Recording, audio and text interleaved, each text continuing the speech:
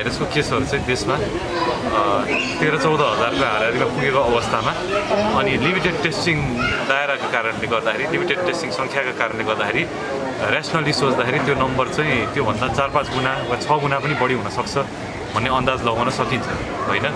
अब यो अवस्था भनेको चाहिँ सरकारको लागि अन्तिम अवसर हो कोरोनाको यो सङ्क्रमणलाई नियन्त्रणमा ल्याउनलाई होइन।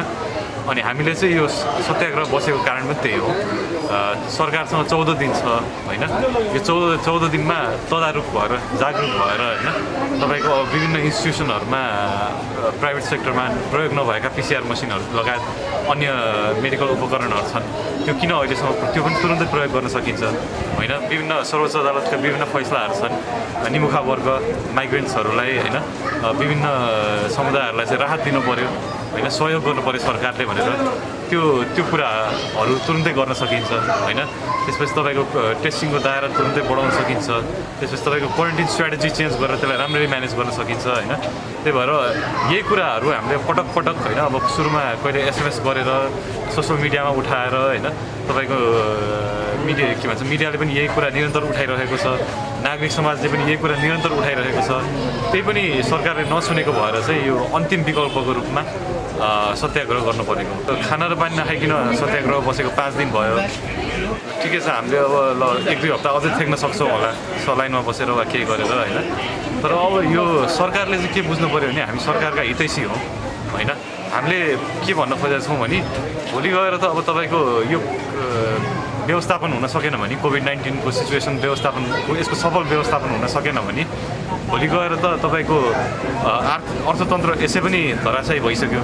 त्यसपछि तपाईँको अनइम्प्लोइमेन्ट पनि अल टाइम हाईमा छ होइन। भोलि गएर तपाईँको के भन्छ 50,000 लाख मान्छे मर्ने स्थिति आउला होइन।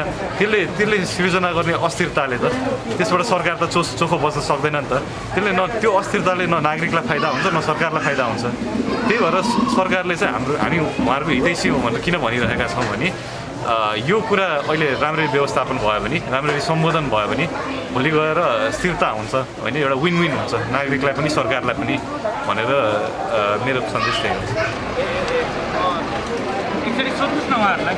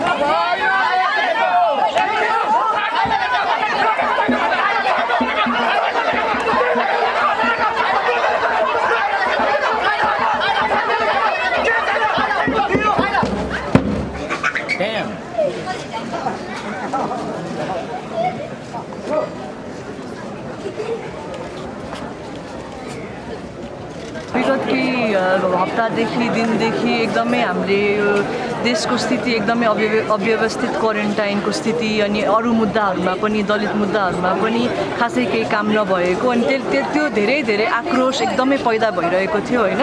अनि त्यही अनुसार यहाँ युवाहरू पनि सडकमा उत्रेर यसरी गर्दाखेरि त्यसले पनि एउटा इन्सपिरेसन जस्तो मिल्यो कि होइन। अनि हामी चाहिँ कलाकार हो, हाम्रो काम कला हो, तर अहिले ठ्याक्कै मञ्चमा पनि केही गर्न सकिने अवस्था पनि छैन होइन। तर आक्रोश चाहिँ एकदमै बढी आइरहेछ अनि त्यो आक्रोशको कारणले चाहिँ के गर्न सकिन्छ त भनेर त्यो लाचारी र त्यो आक्रोशलाई जित्नको लागि चाहिँ हाम्रो भोइस यो हो र हामीले चाहिँ यो कुराहरूमा यो मुद्दाहरूमा यसरी आवाज उठाउनुपर्छ भन्ने लागेर हामीले चाहिँ यो एकदमै छोटो समयमा रातारात लेखेर हामीले बसेर लेखेर बनाएका हौँ होइन। अनि यसमा चाहिँ हामी एकदमै एउटा कुरामा चाहिँ के पनि उठ्यौँ कि यो चाहिँ कोभिड-19 को रेस्पोन्स राम्रो गर्नको लागि मात्रै पनि होइन, तर हरेक मुद्दामा जहाँ अन्याय भइरहेछ, जहाँ जुन पनि किसिमले इन्जस्टिस भइरहेछ त्यो कुरामा चाहिँ हामी बोल्न चाहेका हौँ होइन।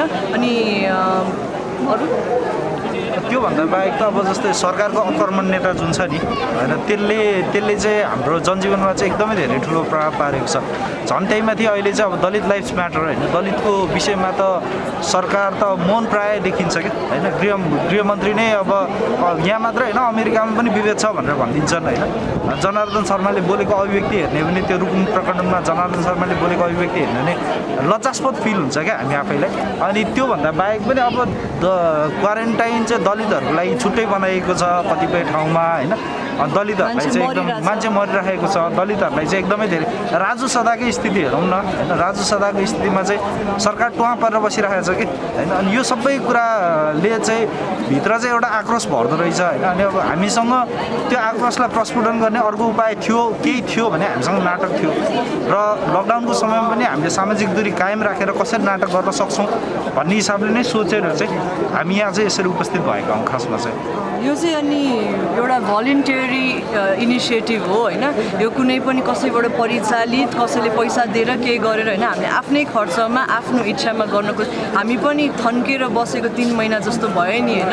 अनि यो अब चाहिँ भोइस बाहिर ल्याउनु पर्छ जस्तो लाग्यो, किनभने त्यही कारणले हामी यसरी आएका हौँ। अनि नेपालको सन्दर्भमा त सडक नाटक खालि जनचेतनाको लागि मात्रै गरिने भन्ने बुझाइ छ नि त होइन, एउटा कसैले परिचालन गरेर गरिदियो भनेर। तर यो चाहिँ सडक नाटक भन्दा पनि एउटा स्ट्रिट पर्फर्मेन्स हो, एउटा पर्फर्मेन्स आर्ट हो होइन। यो चाहिँ एउटा भोइस देखाउने माध्यम हो भन्न चाहन्छु होइन। अनि यो गर्दाखेरि चाहिँ अभियसली स्टेजमा गरेको जस्तो हुँदैन। स्टेजमा हाम्रो एउटा लिमिटेड इन्भाइरोमेन्टमा हामी भन्छौँ नि हल्ला नगर्नुहोस्, फोन अफ नगर्नुहोस् भनेर, यहाँ त त्यो भन्ने कुरै भएन। यहाँ त सकेसम्म आफूले आफ्नो एनर्जी र आफ्नो भोइसले धान्न सक्नु पऱ्यो, कन्टेन्टले धान्न सक्नु पऱ्यो होइन। यहाँ एक्सटर्नल धान्ने कुरा केही छैन। सो च्यालेन्जिङ एनर्जी त्योभन्दा एक्स्ट्रा चाहिँ लाग्न चाहिँ लाग्छ। त्यसो भने तपाईँ मौन बसिराख्नु भएको छ भने तपाईँ गलत कुरालाई समर्थन गरिराख्नु भएको छ होइन। त्यसकारण प्रश्न आवश्यक छ। मलाई चाहिँ के लाग्छ भने अर्को कुरा चाहिँ कार्ल मार्क्सले भनेका छन् क्या, हरेक कुरामा सन्देह गर भनेर भनेका छन् होइन। म चाहिँ त्यो कुरालाई एकदमै धेरै फलो गर्छु र मलाई चाहिँ अहिलेको सरकारसँग प्रश्नभन्दा बाहेक केही पनि छैन। यो त सरकारले त उत्तर दिएला त मलाई आशै छैन, त्यो अर्को पाटो भयो होइन। तर यतिखेर चाहिँ हरेक जनतामा आक्रोश आउनु जरुरी छ र हरेक जनताले प्रश्न गर्नु जरुरी छ। हाम्रो चाहना हामीले यो नाटक गरिराख्दा सत्ता ढलोस् अथवा यस्तो उस्तो यो होइन हामीले खोजेको त सरकारको जवाबदेही हो, सरकारको उत्तरदायित्व हो होइन। सरकारले उत्तरदायित्व पुरा गरोस् न। हामीलाई यो ढल्नु र नढल्नुसँग हामीलाई सरकारै छैन कि। हामीले चाहेको चाहिँ कम्तीमा पनि हाम्रो जिन्दगीको चाहिँ म्याटर गर्न होइन, हाम्रो जिन्दगीको बारेमा सोच्दैन भन्ने नै हो कि फेरि।